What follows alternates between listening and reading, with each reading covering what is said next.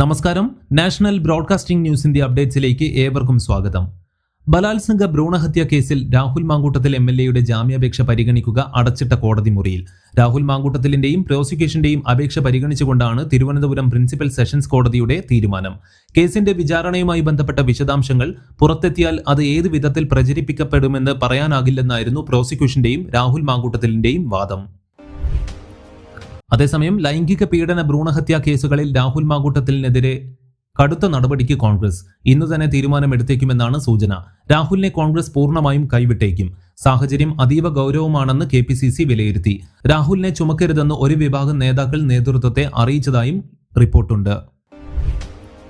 ശബരിമല സ്വർണ്ണക്കൊള്ള കേസിൽ ദേവസ്വം മുൻ കമ്മീഷണറും പ്രസിഡന്റുമായ N വാസുവിന് ജാമ്യമില്ല.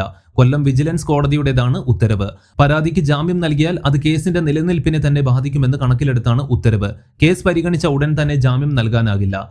കട്ടിളപ്പാളി കേസിൽ N വാസു മൂന്നാം പ്രതിയാണ്. 2019 ദേവസ്വം കമ്മീഷണറായിരുന്ന വാസുവിന്റെ ശുപാർശയിലാണ് കട്ടിളപ്പാളിയിലെ സ്വർണം ചെമ്പെന്ന് രേഖപ്പെടുത്തിയതെന്നാണ് SITയുടെ കണ്ടെത്തൽ.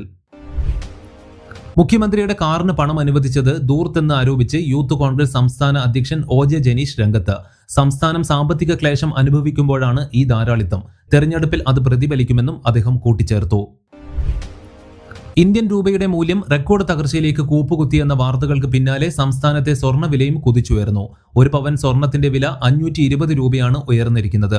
1 ഗ്രാം സ്വർണത്തിന് 65 രൂപയും ഇന്ന് വർദ്ധിച്ചു.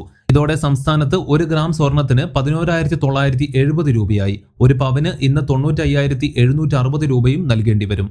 കൂടുതൽ വാർത്തകൾക്ക് വേണ്ടി കേൾക്കൂ national broadcasting news India Gulf updates.